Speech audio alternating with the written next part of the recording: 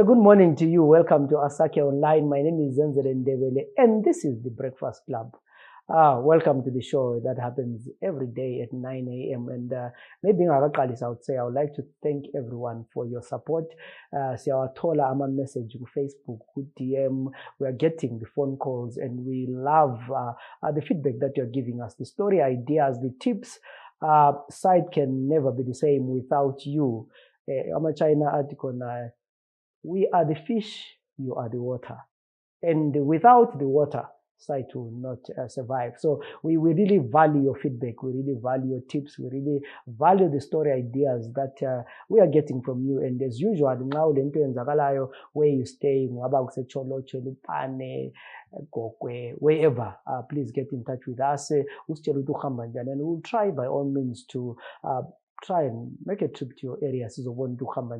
I know sometimes and we might not be able to do that. Please don't give up. What I will always try to make sure that we follow up and we visit your area. And today in the program, I'll be talking to Zibusiso Dube, who is the Programs and Campaign Officer at Accountability Lab. Babuti, welcome. Thank you, Zenzele. Uzi is not new to the program. We talked to him, I think, once or twice, and when they were introducing or actually starting the project, the Accountability Lab. And maybe for those who have forgotten or who didn't have a chance to see our show we did last time, briefly tell us, what is Accountability Lab? Okay, thank you for that, Zenzele. My name is Zibusiso Dube, and I'm the Campaigns and the Programs Officer at Accountability Lab Zimbabwe. So the Accountability Lab is a translocal network of organizations that are working to make governance work for the people. We promote an active citizenry, and we promote our responsible leaders. And we're also concerned with ensuring that institutions are accountable. So that's what we do as the Accountability Lab, and we're operational in many countries globally, including Nigeria, Liberia, South Africa, Pakistan, Nepal, and many others. So we started our operations in Zimbabwe last year, where we're now running a couple of programs that are supposed to promote active citizens and promote positive social and economic change. Yeah, you're really doing a lot of work in terms of promoting accountability, which is something that is, I think, as Zimbabweans we need. There's need for authorities to be accountable in what they do. The last time we had the program, we were talking about the Accountability Incubator. Maybe remind us what happened to that project, or is still going on? How is the progress? Okay, so the Accountability Incubator is one of the programs that we're running as part of what we call the New Narratives for Accountability in Zimbabwe project.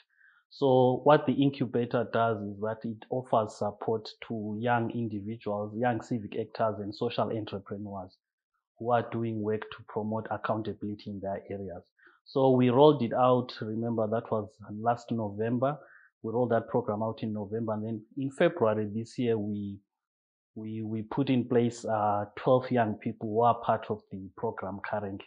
So they are going through training, they are going through mentorship, and they are being helped to develop their initiatives.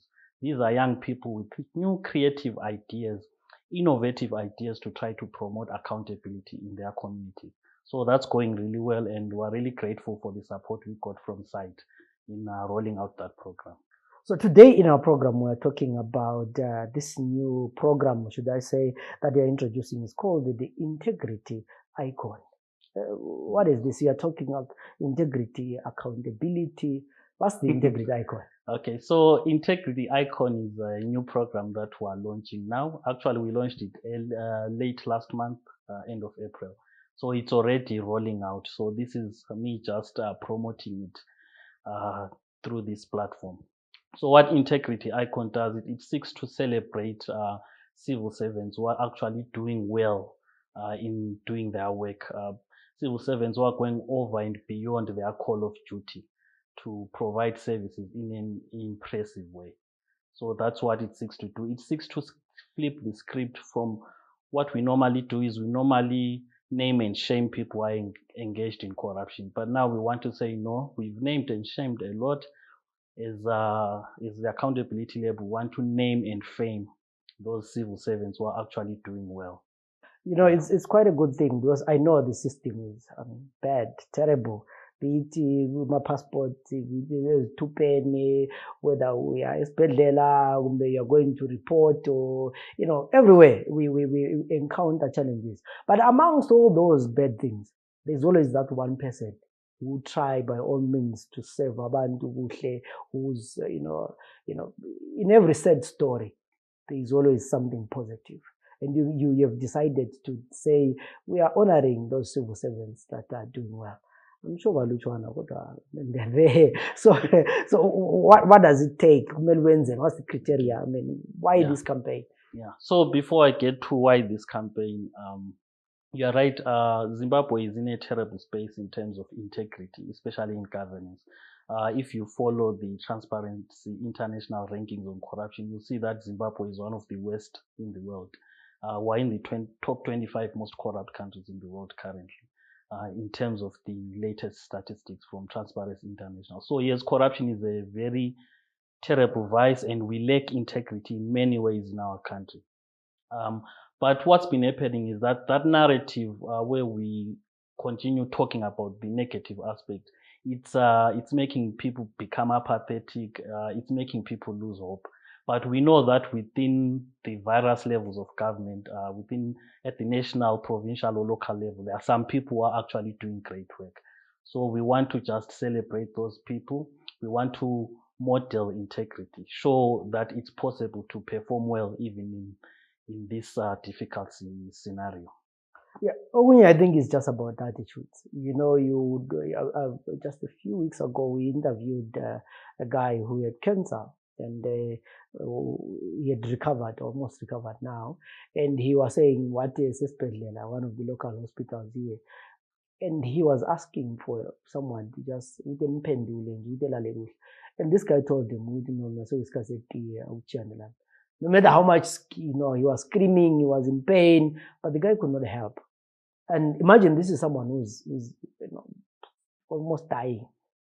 And if you go every day, my passport office, my IDs, they are looking for help. And these guys, 1 o'clock, lunch, exactly 4 o'clock. And I know people complain, it is because of a holy and the. So do you see your program motivating people to do better? Yes, absolutely. That's the main rationale. We believe that if we celebrate people who are doing well, if we model integrity, if we model that excellence, will one encourage those who are within the civil service who are interested in serving people regardless of the tough conditions. So we believe we'll motivate them to do better. But second, we want to show young people that there's still some people are doing things the right way. So this is us saying, let us model the right way of conduct within our governance system. So we want to celebrate people doing well, and we want to show that there is still some people going out of their way, over and beyond their call of duty to do what's right. So does that include teachers? Actually, we're starting with the education and the health sectors. So we're focusing on those teachers that are going beyond the call of duty. Those are, could it be nurses or doctors or physiotherapists in state hospitals, in local council clinics, who are performing well despite the hardships. Yeah, I remember years back when I was a young kid and going to school. I wanted to be a teacher because a teacher was smart. I remember at high school, we were teachers asking suit because I think every day he was wearing a new suit. And the way we looked up, sharp. Well, a few weeks ago, I visited some rural areas and I went to this rural school. I saw this teacher.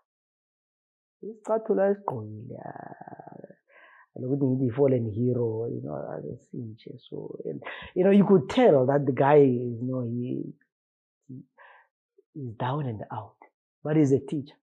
And I really, it's good to think that you are appreciating abantu abanjalo. Some of them walk long distances. And some of them we find that they're taking 3 classes, 4 classes, grade 5, 6, 7, because the school has 3 teachers. So I'm excited that you're starting with teachers to honor them. But how do you become part of this? What's the criteria? Okay, so the criteria is that someone for someone to be nominated as an integrity icon, they need to be a Zimbabwean. They need to be a citizen of Zimbabwe. That's the first criteria. And then secondly, this should be someone aged between 25 and 65. We're targeting that age range. So over 65 is obviously retirement age. We're not interested in that at the moment. And then below 25, we want someone who's shown over a certain period of time. So at 25, maybe you have 5 years experience. And if you are very good, you've shown that you are consistent in your integrity. So that's the age cutoff range, 25 to 65. Then, so yeah. Then of course, it must also be someone who has exhibited integrity. Someone with a clear record of performing well in their mandate. Be it if it could be a teacher, it could be a nurse, or whoever, as long as they are working within the government. By government, I mean working for the government at whatever level. It could be at a local level through the council. It could be at a provincial level or international level, but it should be someone working within government. Yeah. So do I nominate myself? Do people nominate this person? How do you do that? No, you nominate others. So we're calling for people to nominate. This is the first stage of this campaign. So nominations are actually open from now until 31 May. I'll share later where people can drop their nominations. But for now, suffice to say, you can nominate others, but not really. The idea is not for you to nominate yourself, but to nominate others. Yeah. Zimbabwe is known for, we talked about corruption. Yeah. So how do you make sure that, what do you have steps in place to make sure that you actually check guys, what is nominated when this month, what price share? Well, it's actually a very rigorous exercise. So after the nomination closes, there will be a team of judges that will select the best people who will be nominated. But before they announce who has been selected, there will be a serious check to go through the background of the person who's been nominated, to see if they don't have a crime record, they've not been involved in corruption, that kind of thing. So it's actually very rigorous and thorough. So if you nominate someone who does not meet the criteria of integrity, what you might succeed in doing is just exposing that person. So you're talking about a crime record. Let's say I was a convicted criminal, but so I don't stand a chance. So unfortunately not. So one of the criteria is that it must be someone who doesn't have a crime record. So we acknowledge and we do realize that people may do something wrong, maybe get jailed or whatever, be rehabilitated and become model citizens. But unfortunately, this is not for those kind of people. Here we're focusing on those who've just had a very clean record. This is the very first time we're doing it. So we're looking for the very, very best. Those who've gone over and beyond their call of office. Those who are models of integrity in a very holistic way, with no tainted past, so to speak. Yeah, well, for my convicts, I hope next time they'll be included. So, Gulemali, I mean, I wonder, but they always ask you what's in it for me. So, I become an icon, then what? So, for the finalists will at the end be celebrated at a concert, a conference that will be held on 15 October. So I noted there may be no monetary prize per se, but the idea is to just celebrate these people, make them become part of the accountability labs networks, where they can interact with other people who are doing well in their communities, where they might even receive support maybe to build up initiatives in their own communities. But that's not money directly in terms of payment for actually being an integrity icon. So what happens is that you are having a winner, is it every month or? No, actually this thing is progressing. So between now and end of May, it's the nomination period. And then from June to end of June, the judges will select the finalists. And then in July and August, the finalists will shoot documentaries of the finalists where we interact with them, we interact with their families, we interact with the people they work with to show the kind of challenges they face in their work and the obstacles that they overcome in their day-to-day work. Then those documentaries will then be screened in August and September. They'll be screened at a national level. They'll also be screened at a local level, where we want to bring people together to dialogue, to say, okay, this is how these civil servants are performing, and these are the challenges they face in their day-to-day work, relating to governance challenges, accountability challenges. Then from that, we want to spur a discussion to say, okay, these are the challenges being faced. What can be done? So more important than the outcome, the integrity icon seeks to create dialogue on the kind of integrity we want to see exhibited by officials in our country, by civil servants in our country. It's not really about the outcome to say so and so has won. Of course, it's great that someone will win, but what's more important to us is the conversation that will be developed as we look into this issue. The narrative that we develop by turning from saying, okay, we always name and shame people accused of corruption. These days, the newspapers are always full. So and so has been arrested. But now we want for a change to have conversations about, okay, this person has been honored for doing very, very good in their work. So that's the idea behind the integrity icon. So I'm sure by now Abantu, they're saying, I want to nominate so and so, but one did a good job here. How do they, where do they go? Where do they? So there are many ways to nominate someone. So the first one is via our website. You can go to www.integrityicon.com/Zimbabwe. Then there'll be a space there where someone can nominate their icon. Then you can also visit our social media pages. It's account lab ZW.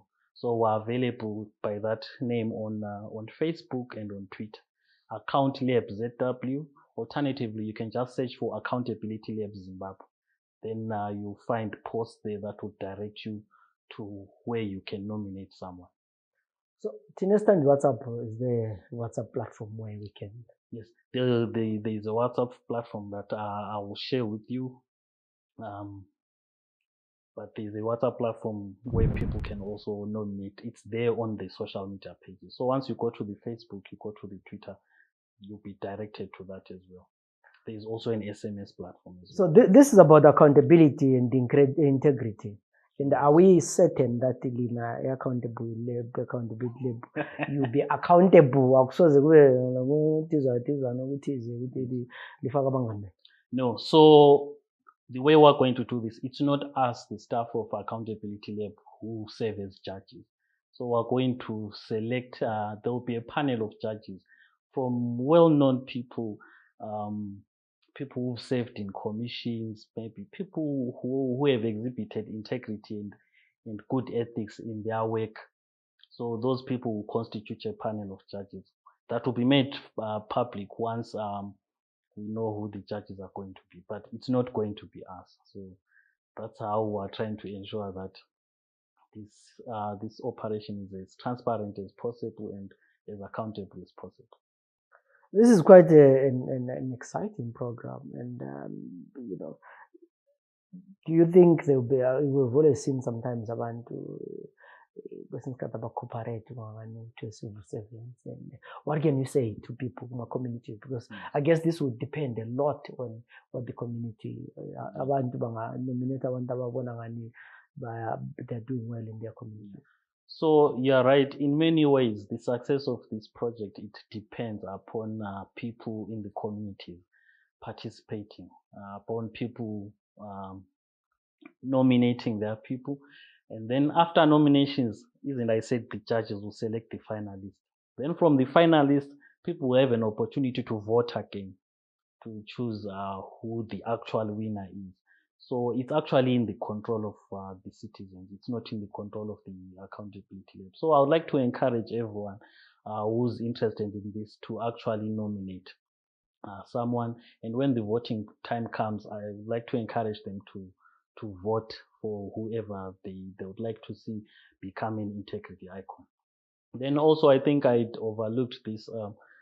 This is the pilot of the integrity icon. So this time it will be running in only four localities. It's being run in Harare, in Bulawayo, in Koromozi, and in Chitungwiza. Yeah. So that's where we're piloting this to see how it works. So for it to continue for the next 5 years, for it to spread to other areas in Zimbabwe, we're encouraging everyone to participate so that it's a success. But the three one what's the criteria? So this is just a way it's being piloted, because the NAS project is actually operating in those towns. But as we grow as an organization, I assure you it will spread to other areas around the country, and we have more areas in Matebele Land, in the Midlands, and elsewhere. So I think it is quite important for people to note that this is happening in specific localities: Bulawayo, Koromonzi, Chitungwiza, and Harare. Yes. So that we don't get. I know Amakalanga they're very fast. That's when nominated master, it doesn't jalo. So we're saying for now it's in 4 localities, and hopefully next year it will go to other areas. And obviously it was going to be quite a process to do it nationally. So making sure that you start with smaller areas and see how it works, then you can get your mistakes there. I think this is quite encouraging, because we, like I said, we have a number of civil servants that are doing well, and why not honor them? Why not celebrate what they are doing? Because not everyone is, corrupt. Not everyone is negligent or doesn't care about that they do. There are some people who commit to their work 100%, and they really need to be thanked. And so that we don't write about you when you're gone, because you won't be hearing what we are saying. So thank you very much for such an initiative, and also giving us time to talk about this project. And we wish you well in your program, the integrity icon, where you are celebrating civil servants. What would be your last words to civil servants and the community at large? Yeah, I think to civil servants, to those who work for local government, for government, those who provide services, we know some of you are doing a great job, and this is a platform for you to be celebrated. So we hope that your colleagues will nominate you. And then to communities, this is a way for us to try to change the narrative, to promote the ideals that we want. What is it that we want to see in our communities? We've complained so much in the past, but let's try to set an example of what we want to see in our communities on a day-to-day basis. So please support Integrity Icon. That's what it seeks to do.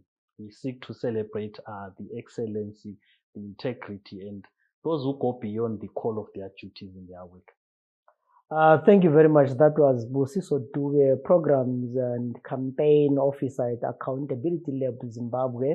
He was telling us about an interesting project that they're doing, celebrating civil servants who are doing, a good job. And I think it's one of its kind. And we'll be checking and seeing how that progresses. And I hope we invite him again at the end of the project to evaluate and see how the project went, the successes, and what they've learned. You can get in touch with us on the site. On Facebook, we are site CITEZW. That's the same one on Facebook, on Twitter, on Instagram, on YouTube. My name is Zenzele Ndebele. You can find me on Twitter at Zenzele. Till we meet again tomorrow, have a good day.